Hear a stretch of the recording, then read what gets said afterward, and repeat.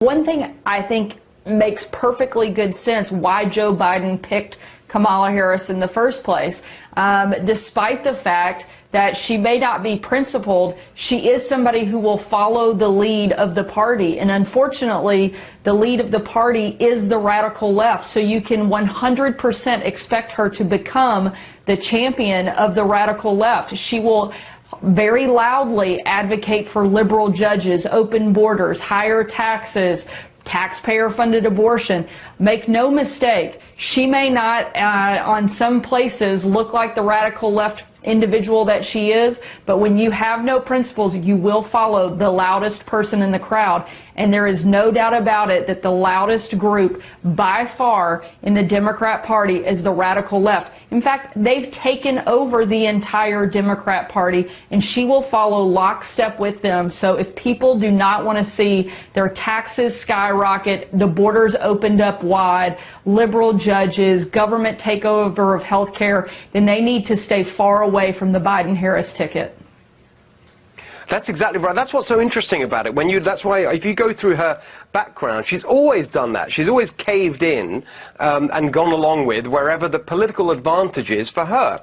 And actually, it's the same with Biden. If you look at the way that Biden, over the years, has totally changed his positions, not just over the length of his career, even during the campaign for the nomination, totally changing his positions in order to get the political advantage. They're really kind of made for each other, but it's because they don't believe in anything themselves. They're such machine politicians that actually the people who really believe in something, the far left, as you say, they're the ones who are going to win out.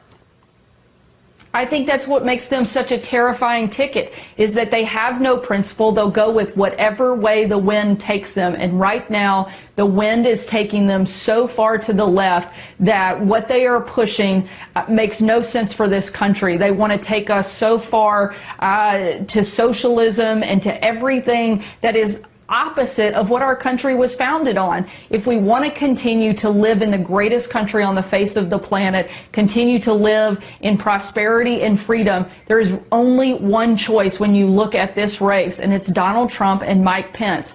Joe Biden and Kamala Harris are going to be puppets of the far left, and that is a dangerous, dangerous road for us to travel down. And I don't think anything could hurt America more and put us on a track that we may never recover from if we go with a ticket like that.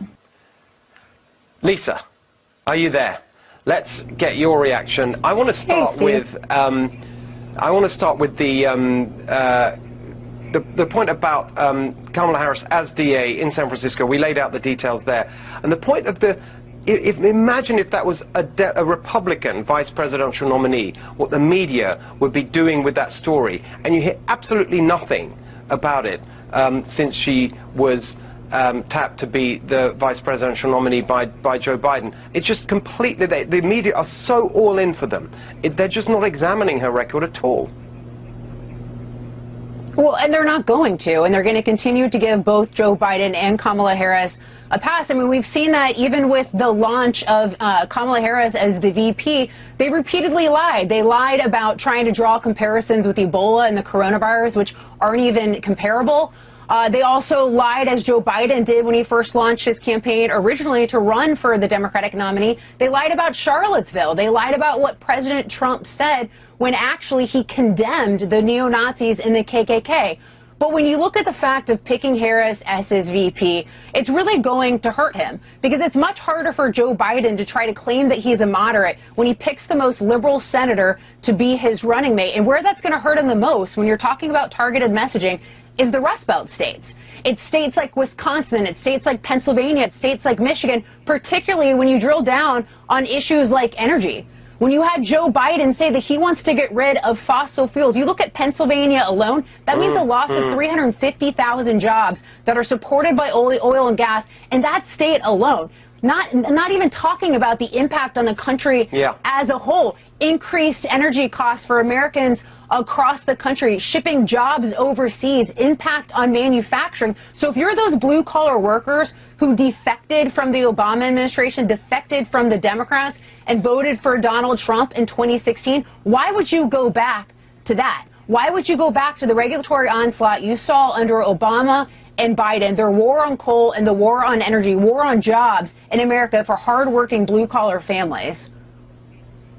I think that's so well put, Lisa. And Charlie, I think that both, as Lisa laid out there, Sarah earlier, it's those specifics that are so powerful. I'm slightly worried that what you hear from some of the campaign spokespeople for the Trump campaign is a bit sort of high-level generalities about the ticket. And, you know, even when it comes to taxes, the point I made in the campaign memo, $4 trillion in tax increases. Yeah, what does that really mean to an individual? I think it's the points that Lisa was making there, Sarah, earlier. You know, what does this mean for you? How would your life specifically change for the worse if these people were elected? I think we need a bit more of that. Yeah, I think the more specifics, actually, the better the president is going to do. You know, we talk about how just a couple states are going to determine the election, and that's right. But even more specifically, Steve, it's going to be a couple counties. And let's get even smaller than that. It's going to be a couple neighborhoods that could arguably determine the future of our republic. I mean, you look at Wisconsin, it was only 7,000 to 8,000 votes. Michigan, 11,000 votes that determined these states, these critical swing states. So you're talking about kitchen table issues where someone might just be voting on whoever health care plan might make more sense to them, who might actually have a better chance of bringing manufacturing jobs back to Western Michigan, where I just spent this last weekend. And I can tell you that these voters are more enthused for President Trump than ever before. But the ones that are on the fence, Steve, they want to hear even more specifics because they trust the president to rebuild the economy, but the more they lean into it. And I think that this is actually going to be a hyper-local election. We know that all politics are local, and we kind of get drawn into these national narratives. But not to say that Malibu and Manhattan are not important. They're in our country, but they're somewhat electorally insignificant. We now have to worry about Macomb County and Milwaukee and northern Ohio a lot more than the coastal elite agenda. I think that's where Biden is really going to fail and stumble, because he's going to have to try to thread the needle of pandering to his coastal donors while communicating to Midwestern voters. That is impossible to do with the new Democrat Party. Great. Such smart points. Very thoughtful analysis from both of you there. We'll see you for the rest of the hour. Lots to talk about. Coming up, much more on Joe Biden, Kamala Harris, and what we can expect from tomorrow's Democratic National Convention. Don't go away.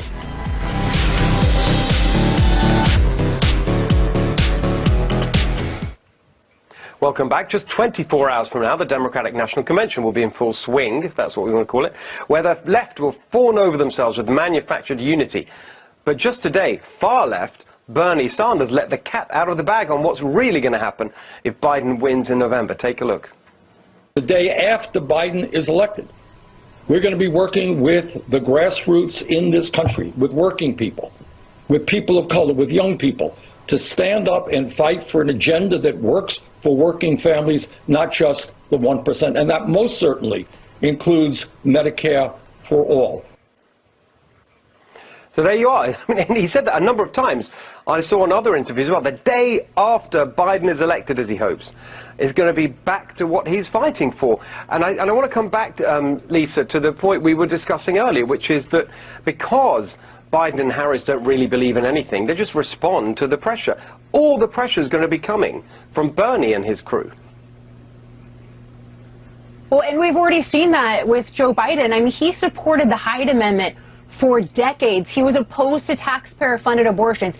He faced 24 hours of criticism, and that's all it took for him to change his deeply held belief. He's already demonstrated that he is rooted in nothing. He said China wasn't a threat. A month later, he said China was. This is Joe Biden. He doesn't believe in anything. So, of course, if you're Bernie Sanders, if you're AOC, you view him as someone who you can twist and use to your advantage. And Joe Biden has already shown that he's receptive to that. You look at the fact, again, he picked Kamala Harris, the most liberal senator, to be his VP. He worked on his climate agenda with Bernie Sanders and nominated AOC to the task force as co-chair.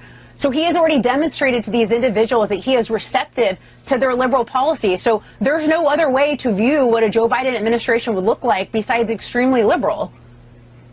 Yeah, and Charlie, what's interesting, I've seen all this before back in the UK with the way the far left operate. They're really good at the process, the institutional process, getting the, stitching up the committees, getting their amendments to the policy platform, whatever it may be. And I think because of this situation where we've got this weak leadership at the top and the left putting on the pressure, the documents, the written documents, the platform is going to be really important in a way that previously wasn't, because in the past you had the president, they just lead and do what they want. The president, in this case, if it's Biden, they don't really care about anything. And the left, they'll point to the documents, say, look, we agreed that at the platform, it was voted for. Here's Sanders today was going on about these task forces and the policy recommendations. It's going to be really important that we pay attention to all of that at this convention. One of the things they've gotten really terrible at is actually hiding their radicalism. Now they're just openly admitting they're just going to try to take over the government if Joe Biden wins. I mean, they're basically saying that if the Biden-Harris ticket end up becoming in the White House, president and vice president, then the most radical elements of our entire political process are going to be very close to power. And so this is, look, Biden and Harris are the absolute most transactional politicians you could imagine. They will make any deal imaginable. And that should be a horror show for the American people, especially Midwestern voters. If you're watching this, you want people that actually stand on principle. You want people that actually, no matter what will happen, they won't sell out your job to, I don't know, to a foreign country like China. And so this is something that's very important, Steve, because a politician that won't stand for anything, will stand for nothing, will fall for anything. And you see that in Joe Biden and Harris. No matter what issue there is, they've been on both sides of it, but they both know that for their own political expediency and power grab, they have to pander to the Bernie Sanders wing of the party. I actually think.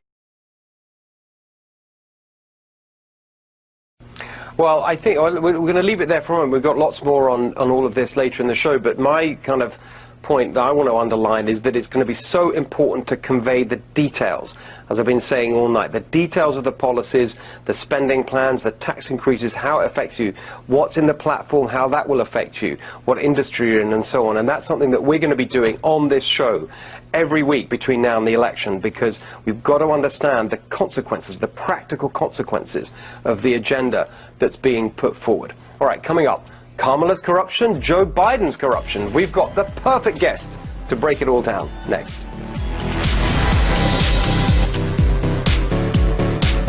Welcome back. Earlier, we shared some details of Kamala Harris's swampy past, and of course, there's even more of that with Joe Biden himself. And there's no one better to break it all down than our next guest, Peter Schweitzer, author of the fantastic book, Profiles in Corruption. Peter, so great to see you again. I want to go to Kamala Harris first. Much of what we laid out earlier was based on your fantastic reporting.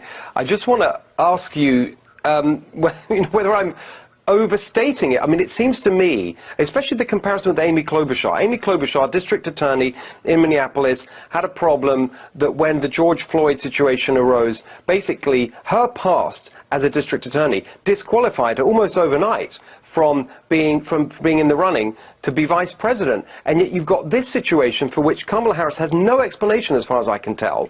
And it's really disgusting what she did. I can't understand how she ended up passing the Joe Biden vetting and how there isn't a huge fuss about this. Well, I think you're exactly right. You're not overstating it. This has been an issue that's been bubbling forth in San Francisco since the early 2000s. There are plenty of people on the political left that have been critical of Kamala Harris for her handling of sexual abuse claims against Catholic priests. I think what helped Kamala Harris in this particular case is, as I talk about in the book, she has a long history with the Obamas going back to before Barack Obama was even a U.S. Senator. I think that certainly helped. I also think her ability to raise money was a factor. Joe Biden's not a great fundraiser. Kamala Harris is. Now, the problem is the way in which she raises money is often related to the manner in which she chose to prosecute or not prosecute cases, both in Sacramento and San Francisco. So it is deeply troubling. There is no easy explanation for it. Her claim that she would not release these records because she was protecting the victims are absolutely furious at that explanation. So she simply does not have a good explanation for this. One thing I'd just love to elaborate on, because it was so interesting. I caught you talking about this somewhere else this week. You mentioned the Gettys in San Francisco. That's a very powerful political family. Just talk about that and how that's connected to all this. Yes. So the scandal involving abuse involving Catholic priests centered on some powerful institutions, including a private school called St. Ignatius Prep in San Francisco. Very powerful, elite Jesuit institution. Jerry Brown is an alma mater. Jerry Brown waxes eloquently about how great a school it was, how it formed him. He's still involved. It's also a school where very powerful families have sent their kids for generations, including the Getty family. In fact, members of the Getty family sit on the board of directors of St. Ignatius.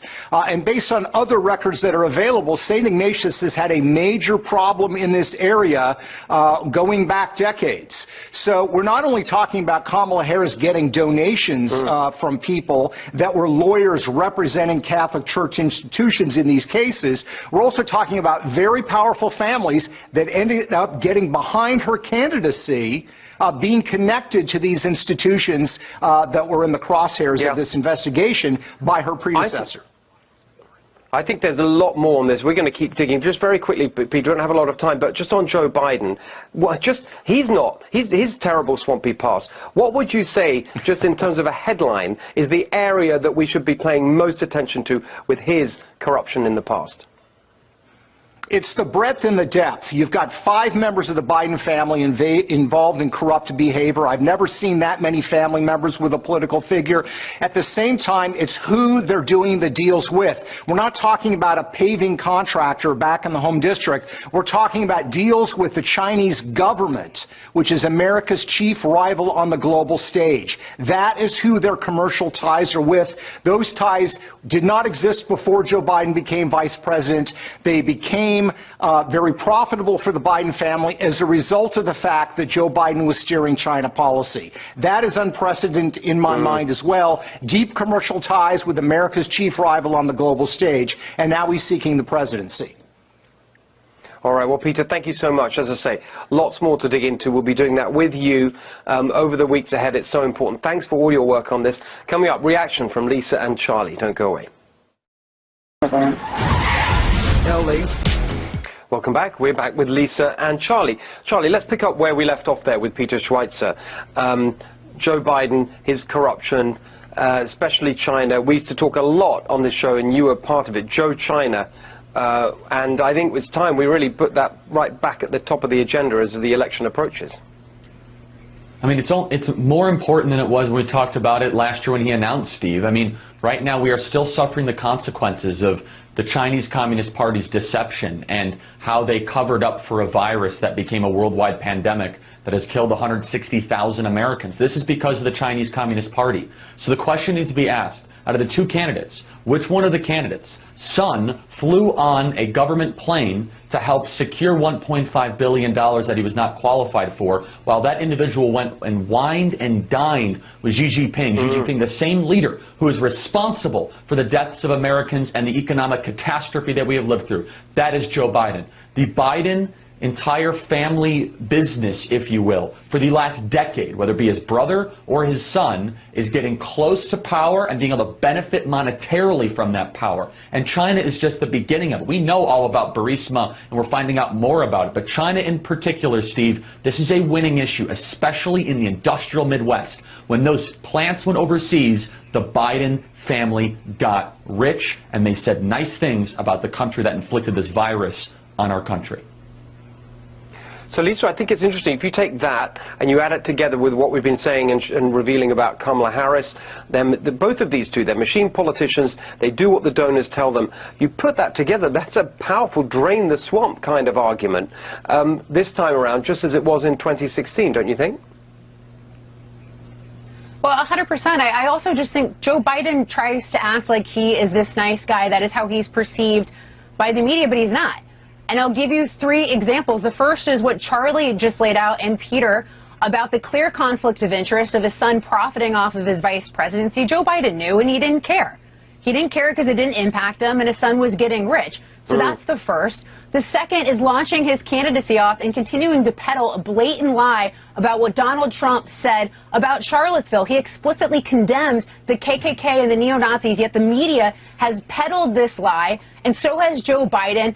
Unquestionably by the media. The media allows him to do it. That's the second thing. The third is if you look at Peter Strzok's notes about that meeting that was had about Michael Flynn. It was Joe Biden that raised the Logan Act, which is a political hit job. Nobody has ever been prosecuted for the Logan Act over 200 years, and everyone knows anytime someone raises the Logan Act, it's clearly political. And that ended up being the pretext for going after Michael Flynn. So I am sorry, I don't want someone like that with that power, particularly when we look under the previous administration and the DOJ and the FBI spying on an American citizen and a political opponent.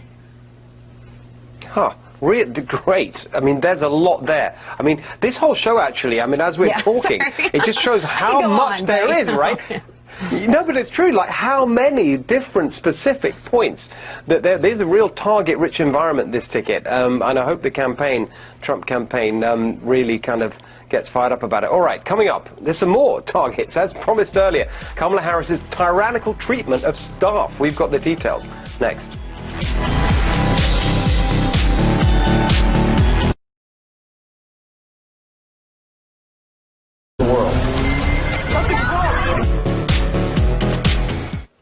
Welcome back. We've already told you about Kamala Harris's swampy political past in California, but did you know there's been rumors swirling for years about her personal behavior? In a 2017 profile, and U.S. News & World Report covered everything imaginable on Joe Biden's running mate, including a few fascinating stories from former staffers. During her Senate bid, she required metal silverware for meals, once compelling a staffer to take a set from a donor's house. She often required a personal assistant to provide 2 or 3 lunch options in order to accommodate her finicky diet and preference for vegan dishes, but much worse.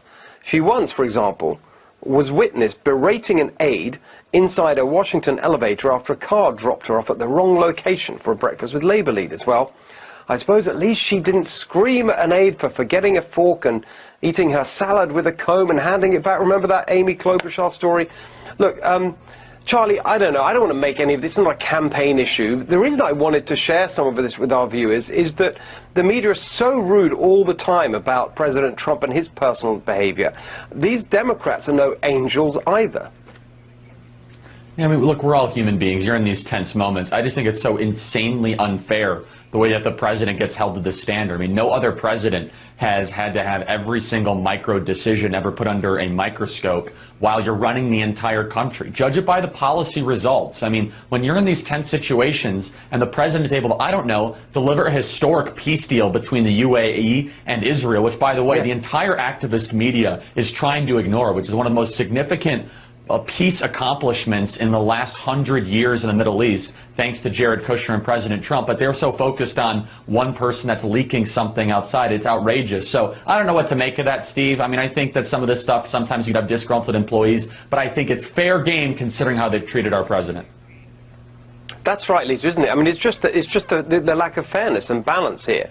You never get Democrats subject to this kind of thing. Certainly not now when, you know, they've got their ticket, the media right behind them. Well, and I also think that's why they despise Donald Trump and President Trump, is because he rejects the premise of the media. You know, for instance, with Mitt Romney, when accused of do Republicans hate women, he says, I have binders full of women, whereas Donald Trump will say, that's a dumb question, next. So they hate him for that reason. But I think what does matter with Kamala Harris is the fact that she accused Joe Biden of racism. She said that he was palling around with segregationists. She also said she believed the accusers that accused Joe Biden of sexual misdeeds.